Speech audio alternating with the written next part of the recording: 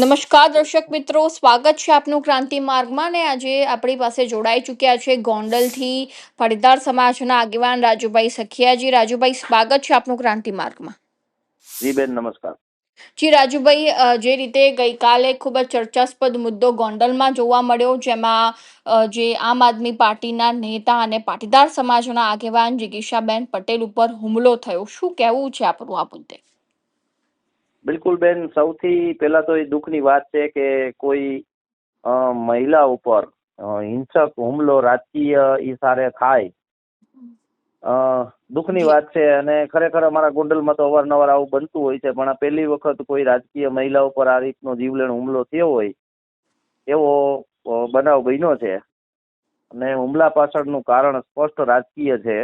હુમલાખોરો છે એ રાજકીય ઇસમોના માણસો છે, અનલીગલી એક્ટિવિટી સાથે જોડાયેલા છે. ષડયંત્રકારો પણ અનલીગલી એક્ટિવિટી સાથે જોડાયેલા છે. અને ભારતીય જનતા પાર્ટીના કોર્પોરેટર અને એનાથી ઉપરના જે કોઈ ના ઈશારે આ હુમલો થયો, એ બધા આ હુમલા પાછળના જવાબદાર છે. હુમલા થવાનું કારણ માત્ર એટલું જ છે કે ગોંડલની અંદર પ્રજાના કામ કરવામાં શાસન અને પ્રશાસન નિષ્ફળ નીવડેલું છે.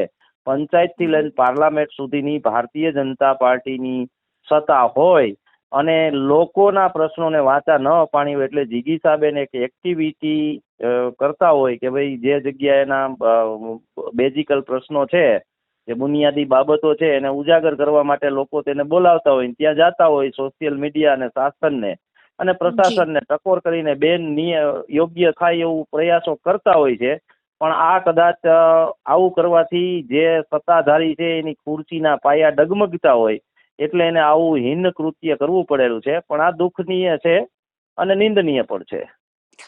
જી રાજુભાઈ, તમારા દ્વારા એવું કહેવામાં આવે છે કે ગણેશ ગોંડલ અથવા તો તેમના પિતા દ્વારા હુમલો કરાવવામાં આવ્યો હોય?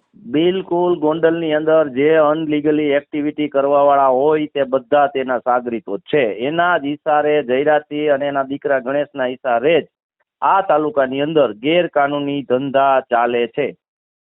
જી રાજુભાઈ, શું પોલીસ દ્વારા આ મુદ્દે કોઈ કાર્યવાહી કરવામાં આવી કે કેમ?